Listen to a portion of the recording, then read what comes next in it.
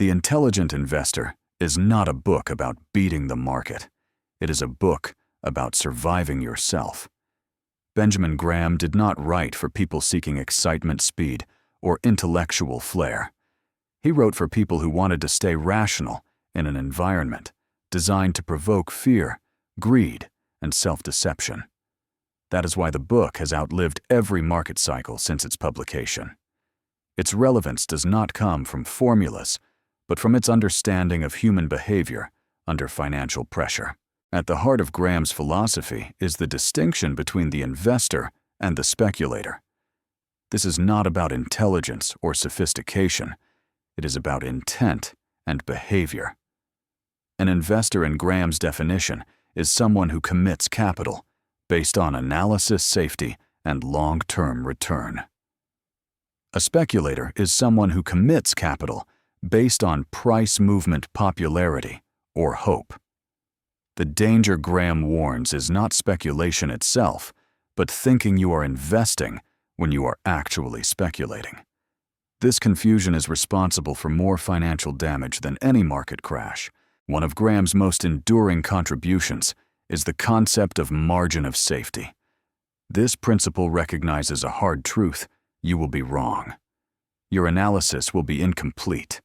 The future will surprise you.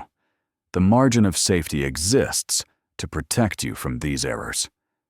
By buying assets significantly below their intrinsic value, you build a buffer against mistakes and bad luck. This is not pessimism. It is realism. Graham's genius was understanding that success in investing does not require precision, only forgiveness. A system that survives error will outperform one that demands perfection. Another foundational idea is Graham's view of Mr. Market, a fictional character who represents the emotional nature of markets. Mr. Market shows up every day offering to buy or sell assets at prices driven by mood rather than logic. Sometimes he is euphoric. Sometimes he is depressed. Graham's lesson is not to follow Mr. Market, but to use him. When prices are irrationally low, you buy. When they are irrationally high, you sell or wait. The investor's job is not to predict Mr. Market's behavior, but to remain emotionally independent from it. Graham also emphasizes the importance of defining investment policy in advance. He understood that decisions made during calm periods are far more rational than decisions made during panic or euphoria. By setting rules for asset allocation, risk tolerance, and behavior ahead of time, investors reduce the chance that emotion will hijack judgment. This foresight transforms investing from a reactive activity into a disciplined practice. The intelligent investor plans not for success, but for stress. A key element of Graham's thinking is his rejection of forecasting as a core skill. He did not believe that predicting economic trends, interest rates, or market movements was necessary or reliable. Instead, he focused on what could be known: balance sheets, earnings, power, asset values, and price. This focus on tangible analysis over prediction is what gives value investing its durability. Markets change. Human overconfidence in prediction does not. Graham also draws a clear line between defensive and enterprising investors. Defensive investors prioritize safety, simplicity, and minimal effort. Enterprising investors are willing to put in more work for potentially higher returns. Crucially, Graham never suggests that one is superior. What matters is honesty. Many people attempt enterprising strategies without the temperament or discipline required and suffer for it.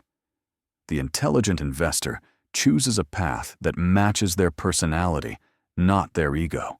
Perhaps the most subtle but powerful lesson in Part 1 is Graham's insistence that investment success is behavioral, not intellectual.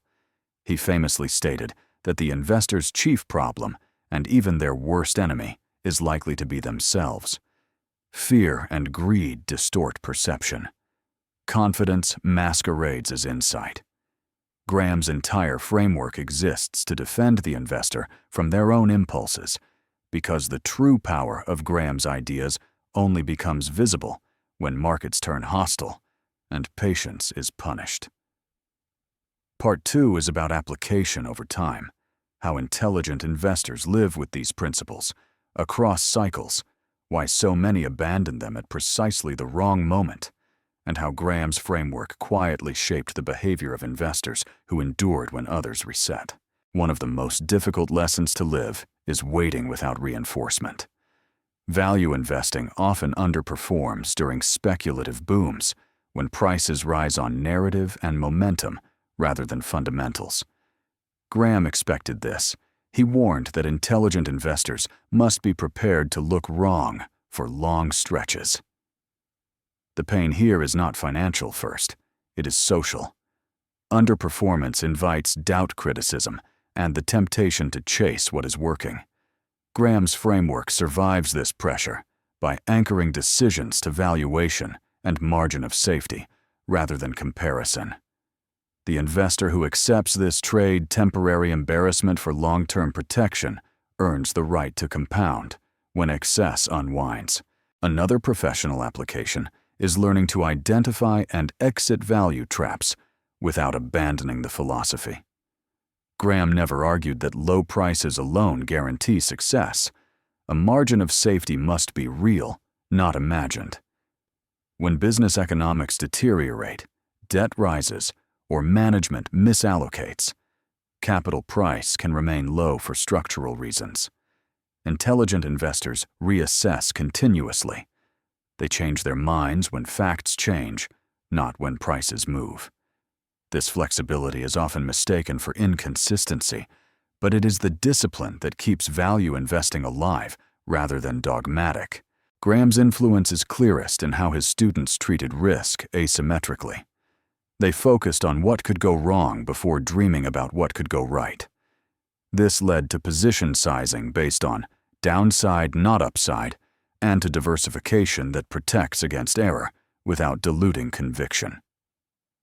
Risk in Graham's world is not volatility, it is permanent loss. This reframing allows intelligent investors to endure volatility calmly while remaining intolerant of fragile balance sheets and optimistic accounting. The book's emphasis on policy over prediction also proves decisive across cycles. Investors who set allocation rules and rebalance methodically avoid the most destructive behaviors, buying high in euphoria and selling low in panic. Graham understood that foresight is unreliable, but preparation is not. By deciding in advance how to act under stress, the intelligent investor reduces the chance that emotion will rewrite the plan mid-crisis. This is why Graham's ideas feel conservative, yet resilient. They assume stress will arrive and plan accordingly. A subtle but crucial application is choosing the right level of effort. Graham cautioned against overestimating one's ability to be enterprising. Many investors would be better served by defensive strategies executed faithfully than by ambitious strategies executed inconsistently. The intelligent investor is honest about temperament, time, and skill. This honesty prevents the quiet drift from investing into speculation that occurs when ego outruns capacity. Graham's genius was not telling people to do more, but telling them to do what they can sustain. Across decades, Graham's principles also taught investors to respect time. Value investing does not require frequent action. It requires correct action left alone. Transaction costs, taxes, and emotional wear are minimized when portfolios change slowly. This slowness is not inertia, it is selectivity. When opportunities are rare, inactivity is a feature. The intelligent investor learns to wait with cash without feeling compelled to be fully invested simply to feel productive. Perhaps the most enduring influence of the intelligent investor is the way it reframes success as the absence of ruin. Graham never promised market-beating returns every year. He promised a framework that reduces the probability of catastrophic error. Over long horizons, that promise is enough. Investors who avoid ruin over confidence and leverage remain in the game long enough for mispricing to correct. The quiet miracle of Graham's philosophy is that it allows ordinary discipline to outperform extraordinary cleverness.